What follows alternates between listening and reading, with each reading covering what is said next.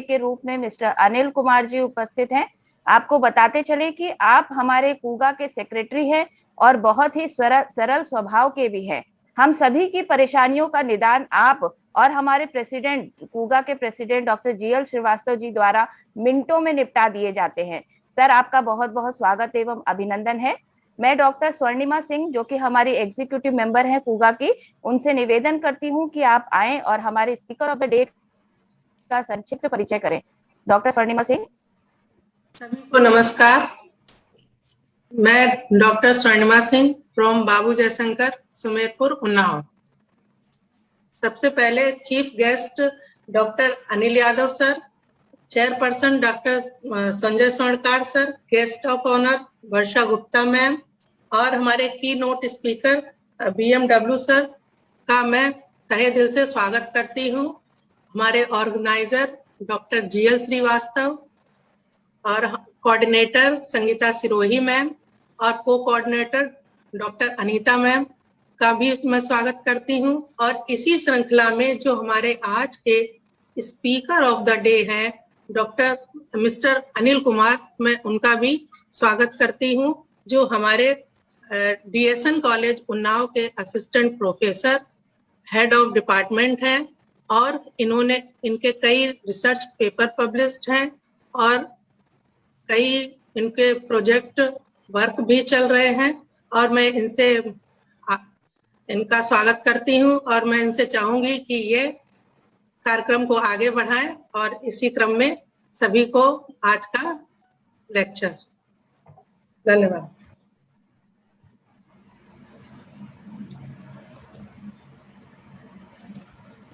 धन्यवाद।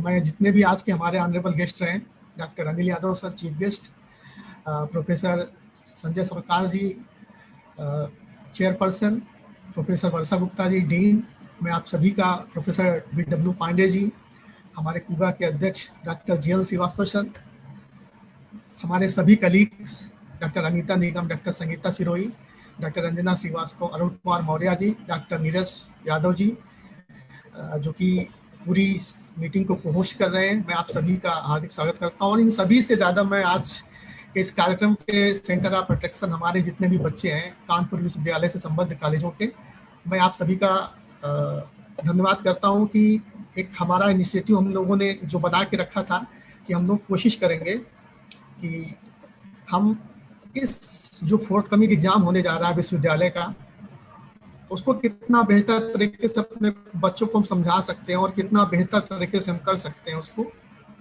तो आज का जो ये ओरिएंटेशन सेशन है और ये multiple choice question based university exam है, उस पर मैं आपके सामने मुखातिब हूँ। कुछ बात मैं आगे स्टार्ट करूँ तो जो विश्वविद्यालय ने अपनी गाइडलाइन दी है, तो उस गाइडलाइन पे हम लोग पहले चर्चा कर लेते हैं, फिर हम लोग आगे बात करते हैं। जैसे विश्वविद्यालय ने जो गाइडलाइन दिया है, 16 जुलाई 2021 से 2 अगस्त 2021 के मध्य परीक्षाएं होंगी और मल्टीपल चॉइस क्वेश्चन होंगे, ओएमआर आधारित प्रश्न होंगे और बहुत सारी चीज़ें। तो इस पे मैं बात करूं उसके पहले मैं थोड़ा सा आपसे बात करना चाहता हूं। जो डॉक्टर अनिल यादव सर ने जो 2-3 बातें कही और बच्चों के जो प्रश्न निकल कर आ रहे थे, मुझे उसमें 3-4 चीज़ें समझ में आई। तो सबसे पहले आप ये समझ लीजिए कि आपका जो बीए सेकेंड ईयर का है, स्पेशली भूगोल का अगर बेस किया जाए, तो जो BA second year, BA third year और एमए फाइनल के जितने 4 पेपर है हमारे पास, इन सभी का एग्जाम होगा।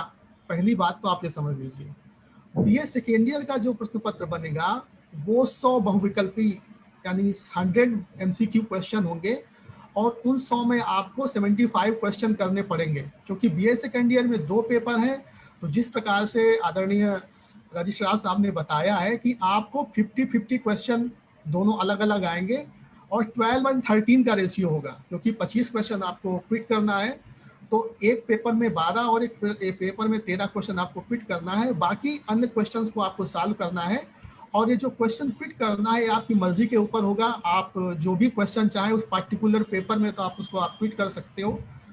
बीए सेकेंड ईयर से हम बात करते हैं कि जो प्रैक्टिकल का सर ने बताया है, प्रैक्टिकल का उन्होंने बताया है कि जो आपका रिटन एग्जाम बनेगा, यानी जो एमसीक्यू क्वेश्चन बनेगा फर्स्ट पेपर और सेकंड पेपर, इन दोनों का जो आपका मार्क्स आएगा उसका 1.5, उसको 1.5 से गुणा किया जाएगा, जो मार्क्स निकलेगा वो आपके प्रैक्टिकल मार्क्स होंगे। लेकिन इसमें 2 कंडीशन उन्होंने बताई है कि मिनिमम मार्क्स होंगे, मतलब अगर आप रिटन एग्जाम में अपीयर हो रहे हो तो जो मिनिमम यानी जो न्यूनतम अंक हैं वो विश्वविद्यालय निर्धारित करेगा कि प्रैक्टिकल परीक्षा में इस लेवल के नीचे या 33% या 34% जो भी विश्वविद्यालय तय करता है, प्रैक्टिकल में उससे कम आपको मार्क्स नहीं मिलेंगे। और मैक्सिमम भी सबने बताया कि 80%, यानी अगर आपका 1.5 गुणा करने के बाद 80% की लिमिट को आप क्रॉस कर रहे हो तो एज पर रजिस्ट्रार साहब आपको 80% से ज़्यादा प्रैक्टिकल में अंक नहीं दिए जाएंगे। तो मोटा मोटा आप समझिए कि आपको बीए सेकेंड ईयर वाले जो बच्चे हैं यानी स्नातक द्वितीय वर्ष के जो बच्चे हैं, आपको पहले पेपर से 50 क्वेश्चन आएंगे और सेकंड पेपर से 50 क्वेश्चन आएंगे। पूरे क्वेश्चन आपके एमसीक्यू होंगे यानी मल्टीपल चॉइस क्वेश्चन होंगे, और इन क्वेश्चन में आपको एक पेपर में 12 क्वेश्चन और एक पेपर में 13, यानी टोटल 25 क्वेश्चन आपको फिट करने हैं। 75 क्वेश्चंस का आपको आंसर देना है, और इन 75 क्वेश्चंस के आधार पर आपका प्रैक्टिकल एग्जाम के जो मार्क्स होंगे, प्रैक्टिकल एग्जाम नहीं होगा, उसी के आधार पे आपके प्रैक्टिकल के मार्क्स तय किए जाएंगे। अगर आप परीक्षा में अपीयर हो रहे हो, अगर आप परीक्षा में अपीयर हो रहे हो तो आपको मिनिमम मार्क्स मिलेंगे। आपको कितना भी अंक मिलता है आपको मिनिमम मार्क्स मिलेंगे। और लेकिन उसके साथ एक शर्त ये भी है कि 80% से ज़्यादा प्रैक्टिकल में आपको जो टोटल मार्क्स हैं उससे ज़्यादा आपको प्रैक्टिकल में मार्क्स नहीं दिए जाएंगे। अब हम लोग बीए सेकेंड ईयर की बात करें और बीए थर्ड ईयर की बात करें तो बीए थर्ड ईयर में 100 क्वेश्चन यहाँ भी होंगे। क्योंकि हमारे पास 3 पेपर हैं, ज्योग्राफिकल थॉट का पेपर है, इन्वायरमेंटल स्टडी का पेपर है और रीजनल स्टडी का पेपर है। तो इन सभी से आपको टोटल 34 यानी 100 क्वेश्चन पूछे जाएंगे, और इन 100 क्वेश्चन में आपको 75 क्वेश्चंस को सॉल्व करना होगा, यानी 25 और 25। और जैसा कि एक बच्चे ने पूछा था कि चूंकि हमारा जो थर्ड पेपर है उसके भी कई सारे ऑप्शन हैं, तो सर ने बताया कि जितने भी ऑप्शन हैं सबसे 25 क्वेश्चन पूछे जाएंगे, और आपने जो पेपर पढ़ा है उस पेपर के आधार पर आपको जो है उस पेपर को चूज करके आपको ये क्वेश्चन के आंसर देने हैं। यहाँ भी वही कंडीशन है कि मिनिमम मार्क्स, प्रैक्टिकल के मार्क्स आपके रिटन मार्क्स के आधार पर तय होंगे, लेकिन एक मिनिमम क्राइटेरिया बनाया जाएगा कि इसके नीचे प्रैक्टिकल मार्क्स नहीं दिए जाएंगे। अगर आप परीक्षा में अपीयर हो रहे हो तो, यानी अगर आपने रिटन एग्जाम दिया है तो, और हायर मार्क्स भी तय कर दिया गया है कि 80% से ज्यादा जो है प्रैक्टिकल मार्क्स नहीं दिए जाएंगे। एमए में सर ने बताया कि टोटल 60 क्वेश्चन पूछे जाएंगे, जिसमें आपको 10 क्वेश्चन को स्प्लिट करना होगा। 50 क्वेश्चन यानी हर पेपर में जो 4 पेपर है हमारे पास, first paper, second paper, third paper and fourth paper, चारों पेपर में आपको 60 प्रश्न दिए जाएंगे। 60 में आपको 50 करना होगा और 10 क्वेश्चन आपको क्विट करने होंगे। यहाँ भी वही कंडीशन है कि आपको अगर आप एग्जाम में आपने क्वालिफाई, आपने अपीयर हुए हैं, आप एग्जाम परीक्षा दिया है आपने, तो आपको मिनिमम मार्क्स दिए जाएंगे। हायर मार्क्स की लिमिट यहाँ भी है कि 80% ज़्यादा आपको मार्क्स नहीं दिए जाएंगे। तो ये तो विश्वविद्यालय के माननीय रजिस्ट्रार महोदय ने, जो हमारे परीक्षा नियंत्रक का भी दायित्व था उनके पास, उन्होंने ये बताई। तो सबसे बेटा सवाल मैं आपके सामने जाना चाहता हूं कि इतनी बातें तो आपके सामने कह दी गई, आपको अब आपको पूगा के इस वेबिनार को करने के बाद, जो कि हमारा मेन एम था, क्योंकि बहुत सारे सवाल ऐसे थे जिन पे हमारे पास अपुष्ट न्यूज थी, कोई क्लियर कॉन्सेप्ट थी नहीं कि पेपर क्या होगा, कितने मार्क्स होंगे, प्रैक्टिकल कैसे निर्धारित होगा, प्रैक्टिकल के मार्क्स कैसे चढ़ाए जाएंगे, प्रैक्टिकल होंगे कि नहीं होंगे। लेकिन अब माननीय कुलसचिव महोदय ने जो बातें बताई, तो एज ए टीचर्स हम लोगों का भी एक विजन क्लियर हुआ परीक्षा के बारे में। और अब सवाल ये उठता है कि बीए का अगर देखा जाए तो सेकेंड ईयर में केवल एक पेपर एमसीक्यू था, दूसरा पेपर रिटन का था। थर्ड ईयर में भी केवल एक पेपर एमसीक्यू था, बाकी 2 पेपर जो है रिटन के थे। तो अभी तक हमने वर्ष भर जो पढ़ाई की है वो हमने बहुत सारे ऐसे पेपर हैं जिनको हमने सब्जेक्टिव हिसाब से उसकी तैयारी की थी। जैसे हमने इन्वायरमेंट के पेपर में हमने उसको फैक्चुअल स्टडी नहीं की थी। हमने इन्वायरमेंट क्या होता है, फूड चेन क्या होती है, फूड चेन के टाइप्स कितने होते हैं, फूड वेब क्या होता है, इसको हमने लिखा कैसे जाना है, 50 वर्ड्स में कैसे लिखेंगे, 200 वर्ड्स में कैसे लिखेंगे, 500 वर्ड्स में कैसे लिखेंगे, ये तो हमने पढ़ा था, साल भर हमने यही पढ़ा था। लेकिन अब अचानक कोविड का पैंडेमिक इतना ज्यादा प्रभावी हो गया कि विश्वविद्यालय के सामने समस्या आ गई कि हम परीक्षाएं कराएं तो कैसे कराएं, और बगैर परीक्षा कराए मार्क्स को चढ़ाना या मार्क्स देना दैट इज नॉट पॉसिबल। तो विश्वविद्यालय ने एमसीक्यू पैटर्न को लागू किया। तो अब हमारे पास आज हम लोग 4 तारीख पे वेबिनार कर रहे हैं और 16 से एग्जाम शुरू है। तो ये मान लीजिए कि 11 से 12 दिन हमारे पास हैं।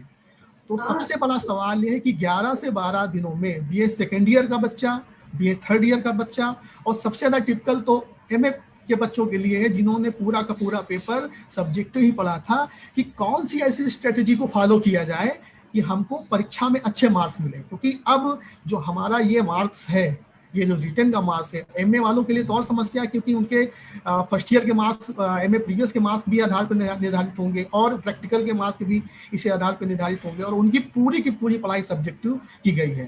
तो हम हमारे अध्यक्ष जी ने, हमने, अरुण मौर्य जी ने, कुगा के जितने भी मेंबर्स थे, सभी ने डिसाइड किया कि हम 12 दिनों का एक लेक्चर प्लान करते हैं।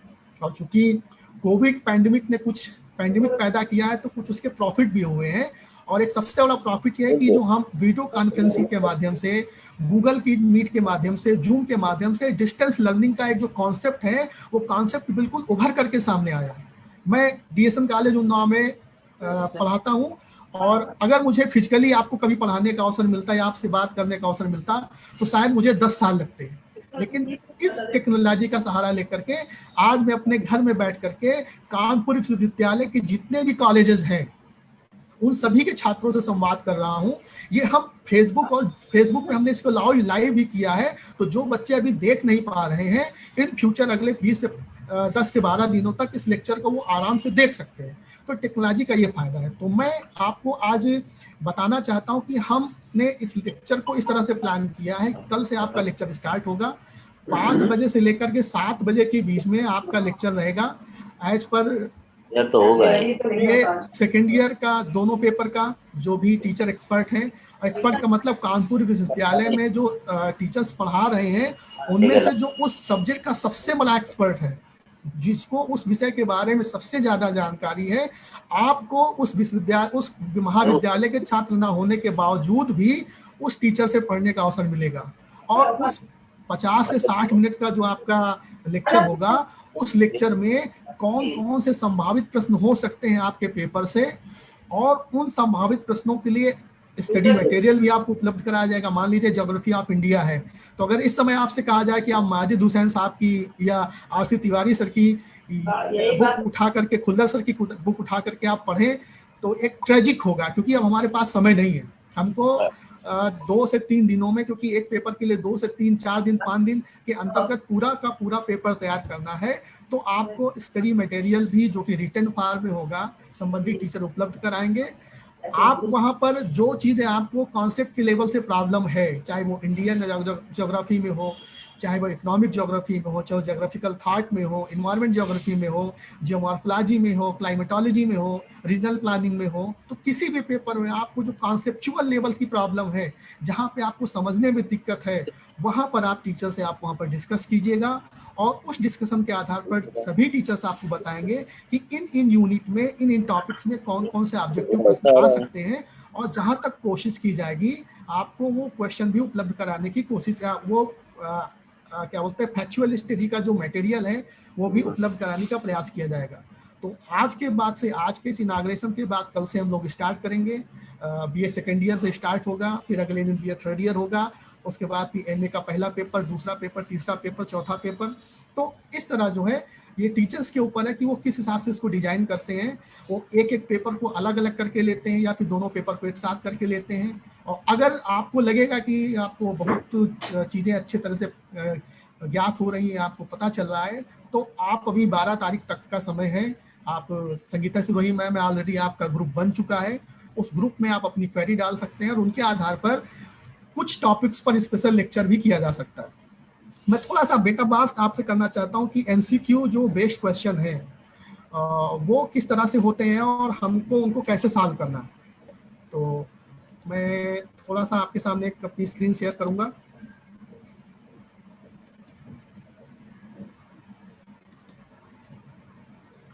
दो तीन चीजें मैं आपको बताना चाहूंगा। मेरी स्क्रीन शेयर हो रही है आपके पास? जी सर। मैं थोड़ा बताना चाहूंगा कि अक्सर बच्चे गलती क्या करते हैं। जैसे ही हमको OMR सीट मिलती है और हम क्या करते हैं, बिल्कुल टूट पड़ते हैं। हमको लगता है कि हमको बहुत कुछ आता है, ना हम उस पेपर को अच्छे से पढ़ते हैं, ना OMR सीट के पीछे जो इंस्ट्रक्शन होते हैं वो पढ़ते हैं। पहले होता था कि जो OMR सीट भरी जाती थी, उस OMR सीट को भरा जाता था पेंसिल से। अब जो नए इंस्ट्रक्शंस आए हैं उनको बाल पॉइंट पेन से भरा जाता है। बाल पॉइंट पेन का मतलब राड वाला पेन जिसमें जो है इंक भरी होती है, और ब्लैक, यूनिवर्सिटी की गाइडलाइन ब्लैक भी हो सकती है, ब्लू भी हो सकती है। तो आपको सबसे पहली जो महत्वपूर्ण चीज ये है कि आपको अपने साथ ब्लैक बाल पॉइंट पेन या ब्लू बॉयल पॉइंट पेन आपको लेके आना है। और पेपर जैसे ही आपको मिलता है, आपके पास 1.5 घंटे हैं, और BA वाले बच्चों को 75 क्वेश्चंस करने हैं और MA वाले बच्चों को 50 क्वेश्चन करने हैं। तो 1.5 घंटों में 75 और 50 क्वेश्चन बहुत ज़्यादा नहीं होता है अगर आपने अच्छे से पढ़ा है।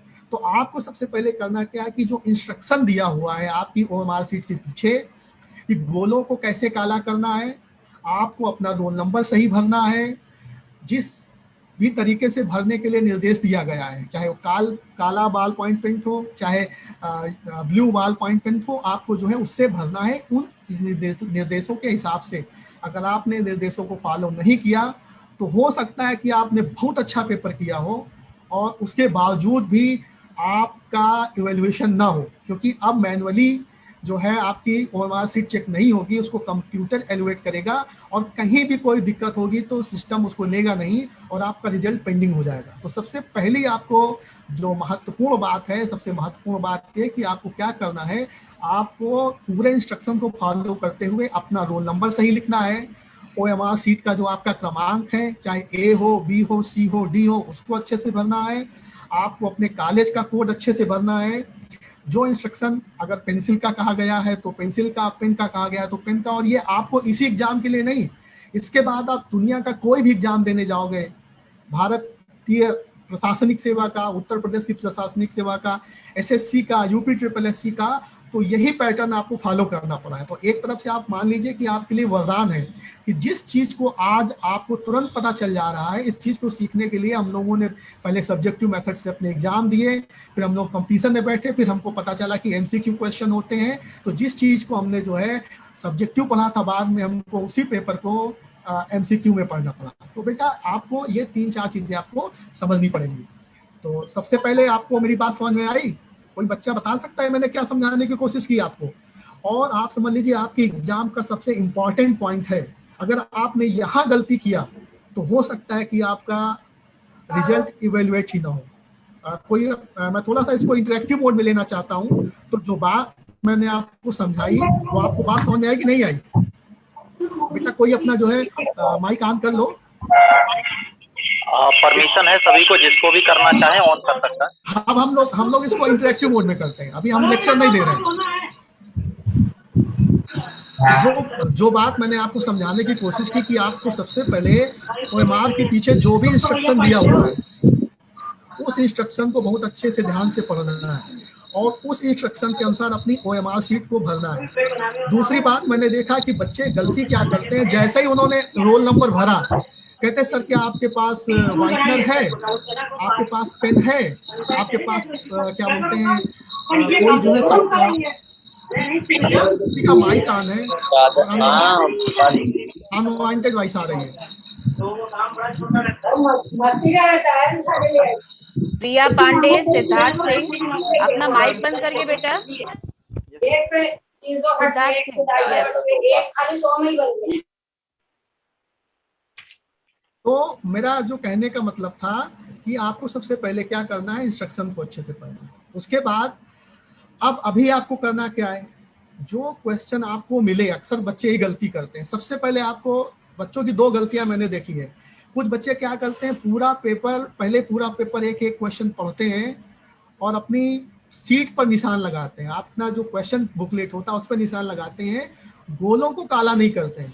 तो होता यह कि आपने एक बार पूरे जो है 100 क्वेश्चंस को पढ़ा और उस पर निशान लगाया, उसके बाद फिर आपने अपना 45 से 50 मिनट उसमें पूरा निकाल दिया।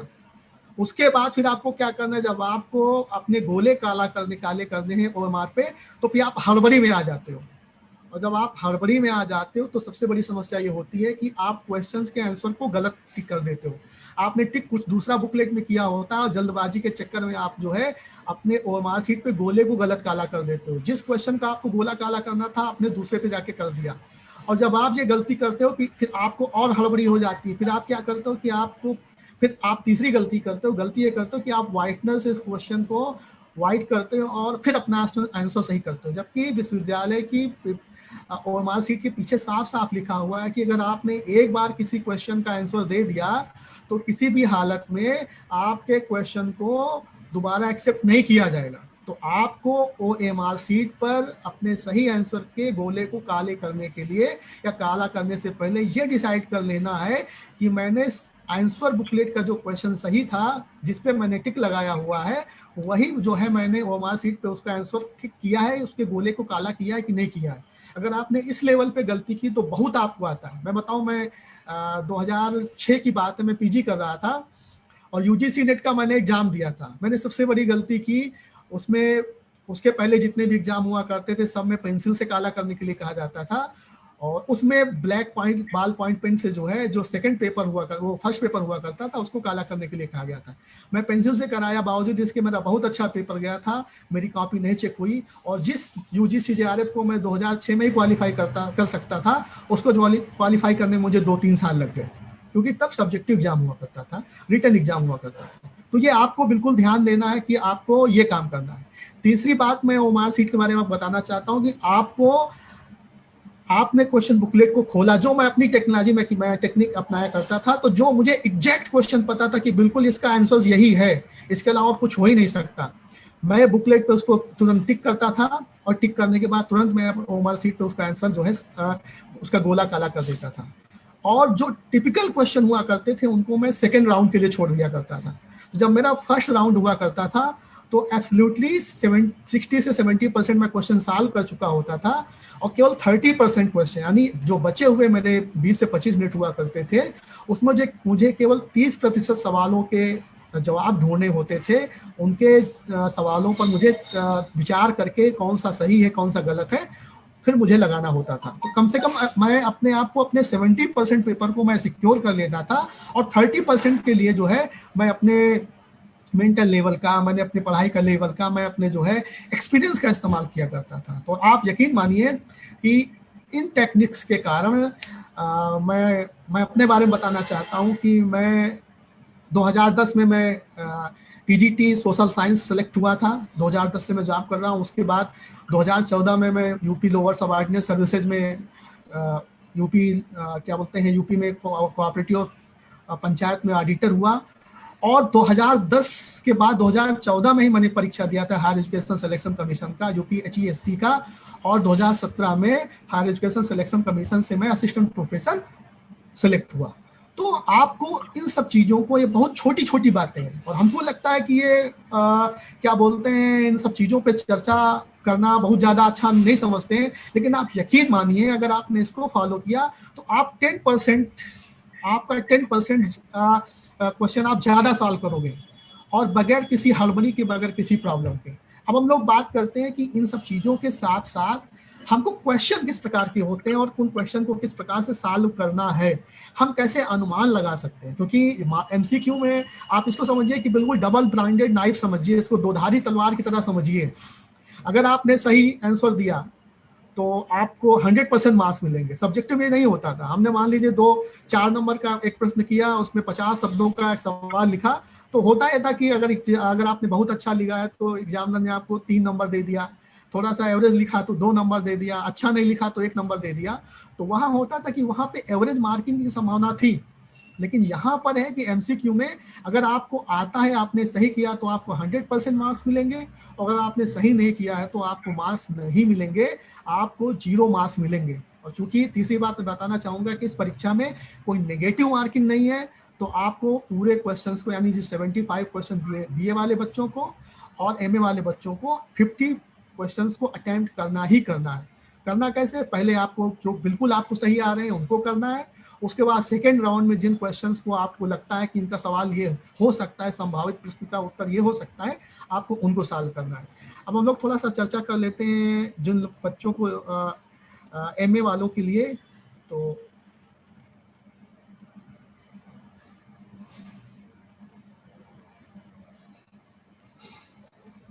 MCQ को क्वेश्चन कैसे सॉल्व करना है, जैसे मैं आपके सामने ये कुछ 6 क्वेश्चनों का जो है MCQ है, सैंपल है। दिखाई पड़ रहा है आपको मेरी स्क्रीन आपको दिखाई पड़ रही है? जैसे आपके सामने 6 क्वेश्चंस हैं और बहुत ही आसान सवाल है, और आप यकीन मानो विश्वविद्यालय की परीक्षा में आपको इससे ज्यादा टिपिकल सवाल नहीं मिलेंगे। हर परीक्षा में 10% ऐसे सवाल होते हैं जिनका हल किसी को नहीं आता है, तो आप उनको छोड़ दीजिए। बाकी जो 90% सवाल है, उन 90% सवालों को आप बेहतर तरीके से कर लेते हैं, तो 10 में अगर आपका 20% भी लग गया, 50% भी गेस लग गया, तो आप टॉप पे होंगे। तो जैसे मैंने आपके सामने एक पहला प्रश्न है, किस वृक्ष को पारिस्थितिक आतंकवादी माना जाता है? तो इसके 4 ऑप्शन है, बबूल है, यूकेलिप्टस है, आबनूस है और ओक है। तो अगर आपको आता है तो आप डायरेक्ट क्वेश्चन को टिक करोगे, यहाँ पे आपने आपको टिक किया और जाकर के हमारी सीट पे आपको तुरंत उसको गोले को काला कर दिया। अगर नहीं आता है तो हमको क्या करना है, इस क्वेश्चन को छोड़ देना है। इसके लिए राउंड बना देना, इस क्वेश्चन नंबर 1 पे आपको राउंड बना देना है। और राउंड इसलिए बना देना है कि जब दोबारा आप अपनी बुकलेट को देखो तो आपको क्वेश्चन को ढूंढना ना पड़े, आपको एक्स्ट्रा टाइम ना बाउंड कर, आपका टाइम ना खराब हो कि कौन सा क्वेश्चन मैंने छोड़ा है। आप इसको राउंड बनाइए और आगे बढ़ जाइए। अगला प्रश्न है, भारतीय वन प्रबंधन संस्थान कहाँ पर स्थित है? तो अगर आपको पता है कि भारतीय वन प्रबंधन संस्थान कहाँ पर स्थित है, तो आपने उसको जो है उसको टिक किया और आगे बढ़ गए। उसके बाद भारत की प्रथम है, मतलब मेरा कहने का मतलब है कि आपके सामने बुकलेट में आपको इस तरह के सवाल होंगे, और इस तरह के सवाल के सही आंसर को आपको MR सीट पे जाकर के क्लिक करना है। बाकी कैसे करना है, हर पेपर की अपनी स्ट्रेटजी है। ज्योग्राफी ऑफ इंडिया पे आपको स्पेशल लेक्चर उसके लिए हम लोग ऑर्गेनाइज करने जा रहे हैं, और इसको हम लोग क्या करेंगे, चूंकि आप लोग ग्रुप से जुड़े ही हुए हैं, और जैसे एक दिन BA सेकेंड ईयर का होगा जिसमें ज्योग्राफी ऑफ इंडिया और इकोनॉमिक ज्योग्राफी दोनों की बात की जाएगी।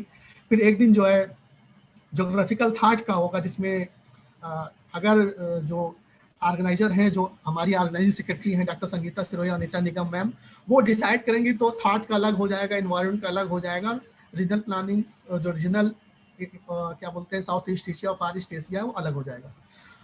तो आपको पूरी स्ट्रेटेजी बताई जाएगी, और आपको करना क्या है, आपको मटेरियल भी प्रोवाइड किया जाएगा, और उसके आधार पे आपको एग्जामिनेशन की प्रिपरेशन करनी पड़ेगी। तो एक मोटा मैंने जो चूंकि एक निश्चित समय में जो चीज़ें हो सकती है मैंने आपको बताने का प्रयास किया। बाकी अगर आपके पास कोई सवाल है, आपको कोई चीज़ पूछनी है, तो आप पूछ सकते हैं।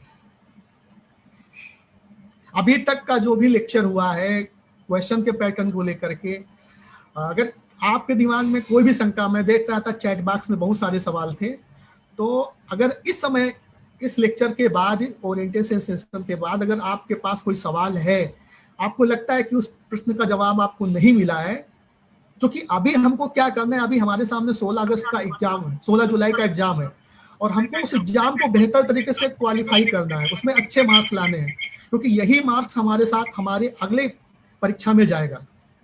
तो आपको अगर यहाँ पे कोई सवाल है तो आप पूछ सकते हैं। बाकी विषय बहुत वृहत है, हमको बहुत ही गंभीरता से अध्ययन करूँ। मैं आपको अपने बारे में बताऊं, 2010 के बाद मैंने बहुत ही ज्यादा गहन अध्ययन नहीं किया, लेकिन 2000 तक मैंने जो पढ़ा, मैंने जो भी पढ़ा वही आज मेरे काम आ रहा है। तो एक ऐसा सर नहीं बताया था BW पांडे सर ने कि आपको टेक्स्ट बुक का अध्ययन करना है और ऑथेंटिक टेक्स्ट बुक का अध्ययन करना है, अगर आप विषय को बेहतर तरीके से जानना चाहते हैं। बाकी आप सवाल पूछ सकते हैं अगर आपको कोई सवाल पूछना है तो। आप लोग अपना हैंड रेज कर सकते हैं, और जो भी पूछेगा उसको हम लोग अनम्यूट कर देंगे, हैंड रेज कर। सर अब हम इस प्लेटफॉर्म को क्वेश्चन आवर सेशन के लिए ओपन कर सकते हैं, और उम्मीद करते हैं बच्चों से कि सर ने जो ये ओरिएंटेशन प्रोग्राम दिया है उससे आधे से ज्यादा प्रॉब्लम्स आपकी सॉल्व हो चुकी होंगी। लेकिन यदि अभी भी आपके मन में किसी भी तरह का प्रश्न या सवाल हो, तो आप अपना हाथ उठाकर संयम बनाए रखते हुए 1 by 1 अपना क्वेश्चन रेज कर सकते हैं। Don't be panic, okay? सबके सवालों का जवाब दिया जाएगा।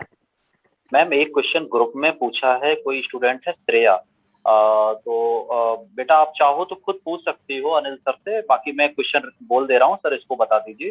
सर BA थर्ड ईयर के पढ़ने के लिए कोई वेबसाइट या कुछ नोट्स सेंड कर दीजिए व्हाट्सएप ग्रुप में, उन्होंने ये कहा है। तो बेटा कोई नहीं, हम लोग व्हाट्सएप ग्रुप में तो शेयर करेंगे ही, बाकी अनिल सर आपको बता दें। इसका बहुत अच्छा एक तरीका है, मैं अपने जो है ऑर्गेनाइजर से कहूंगा कि आप इन बच्चों का एक गूगल क्लासरूम भी बना दीजिए।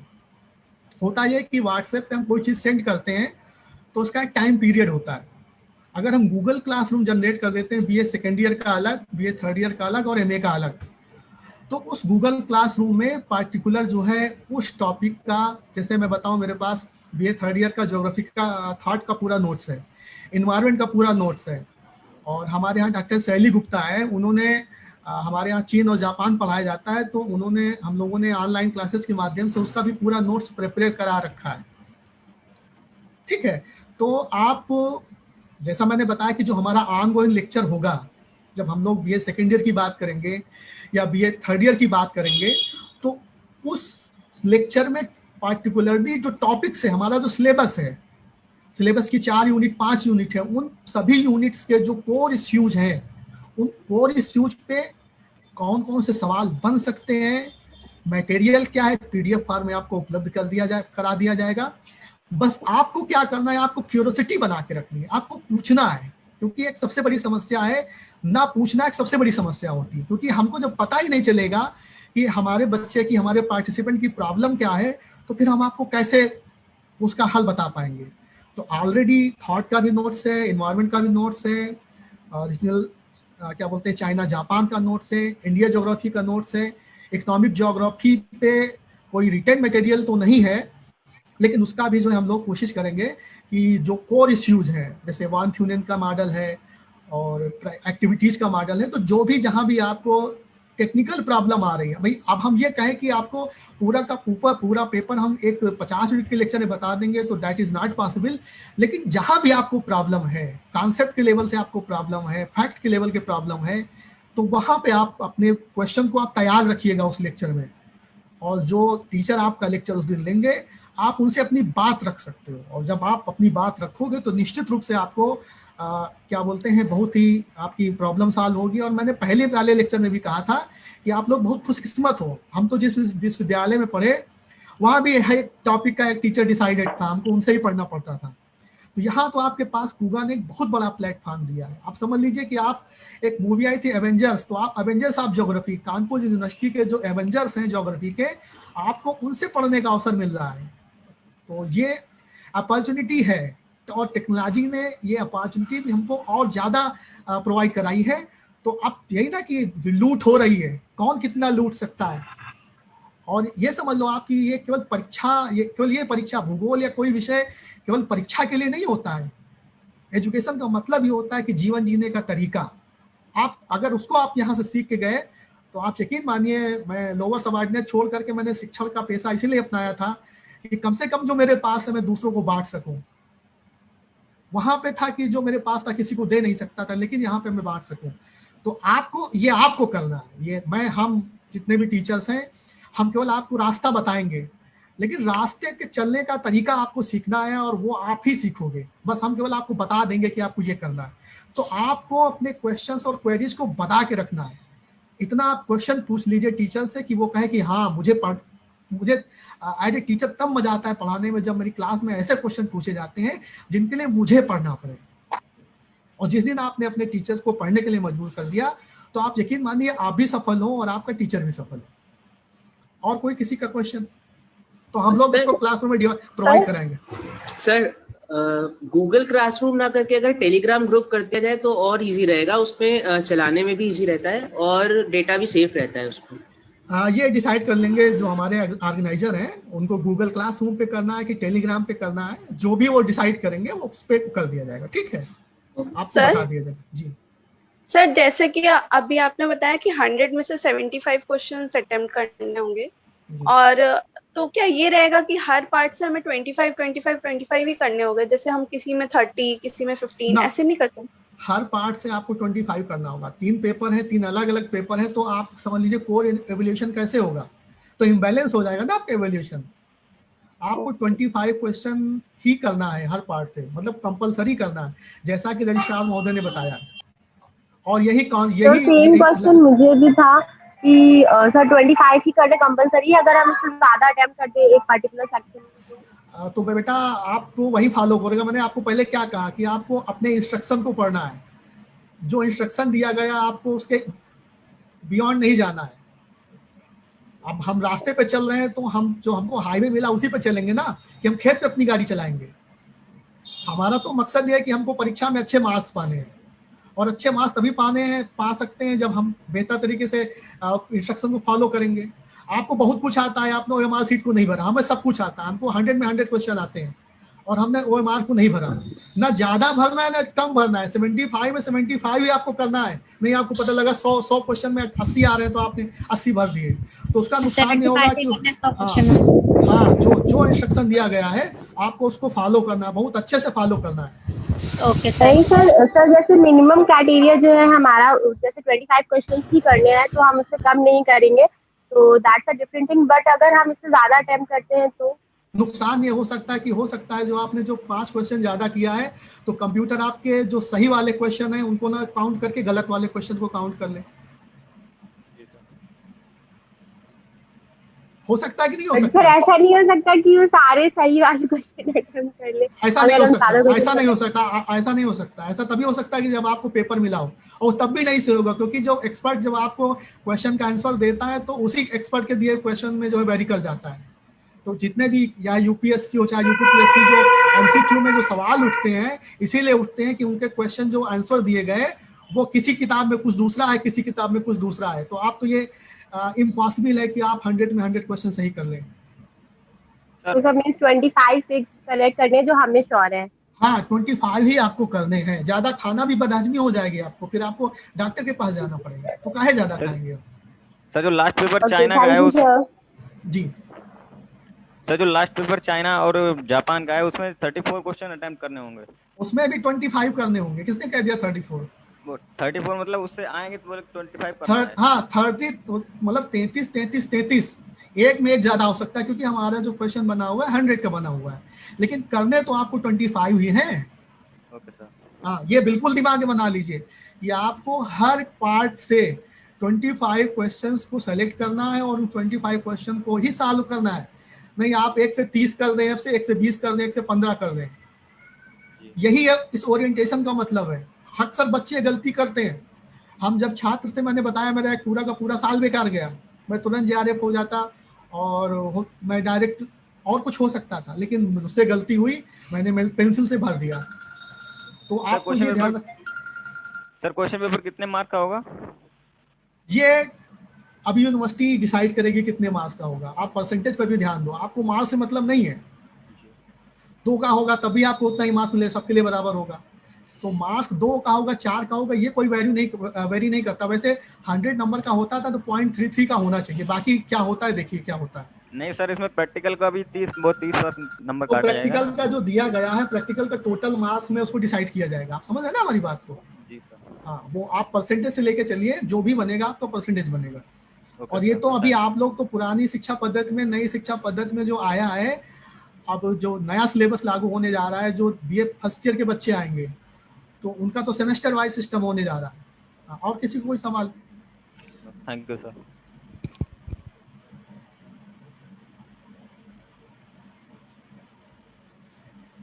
मुझे लगता है मैम सभी बच्चों के सवाल हो गए हैं। एक बच्चे ने हिस्ट्री पूछा है, तो अब हिस्ट्री का आप ये मान लो कि जो रजिस्ट्रार साहब महोदय ने बताया है कि पेपर का पैटर्न यही रहेगा, मतलब ऐसे ही प्रश्न पूछे जाएंगे। और बाकी अब इस जो उसके एक्सपर्ट है वही बता सकते हैं, हम हिस्ट्री का हम लोग नहीं बता सकते। Thank you sir, thank you for giving your suggestions and valuable suggestions to our children. और सर के द्वारा दिए गए जितने भी व्यूज थे, जितने भी टिप्स थे, जैसे कि आप इंस्ट्रक्शन को बहुत अच्छी तरह से पढ़ेंगे, गोले पे निशान लगाएंगे कि जो आपको पार्ट नहीं आ रहा है उस पर गोला कर लीजिए और फिर बाद में उसको अटेम्प्ट करिए। गोले को काला करना है आपको, और ऐसा नहीं करना है कि सिर्फ निशान लगाते चले जा रहे हैं। गोले को काला करने के लिए लास्ट में हम टाइम का मैनेजमेंट नहीं कर पा रहे, तो time management is also very important for you. और व्हाइटनर का यूज नहीं करना है। तो इन सारी चीजों को ध्यान में रखते हुए आप अपने एग्जाम को अटेम्प्ट करेंगे, ऐसी हमारी कामना है। और अब मैं आमंत्रित करना चाहूंगी डॉक्टर नीरज कुमार जी को, जो हमारे ज्वाइंट सेक्रेटरी हैं कुगा के, आप CCS कॉलेज हावड़ा में इटावा में भूगोल विभाग के असिस्टेंट प्रोफेसर के पद पर कार्यरत हैं। आप जुझारू और ऊर्जावान व्यक्तित्व के हैं और हर कार्य को जिम्मेदारी से बखूबी निभाते हैं। सर, आपसे निवेदन है कि आज के कार्यक्रम के समापन पर निष्कर्ष बिंदु प्रस्तुत करें। बहुत बहुत धन्यवाद मैडम। क्या मेरी आवाज प्रॉपर आ रही है? जी सर, आवाज आ रही है, बस आपका अपना वीडियो ऑन कीजिए सर। सर एक्चुअल में दो से कनेक्शन है, तो एक पे वीडियो ऑन है, एक पे ऑडियो है सर, थोड़ा सा नेटवर्क का इशू है। देख लेते हैं। हाँ, चलिए, बहुत बहुत धन्यवाद सभी लोगों को। जैसा कि मेन जो हम लोगों का मोटो रहता है कूगा का कि छात्र हित, तो प्यारे छात्रों, छात्र एवं छात्राओं, हम लोग फिर से वापस हैं आपके बीच में, आपके लिए, और लगभग 1 साल के बाद हम लोग फिर से वापस हैं।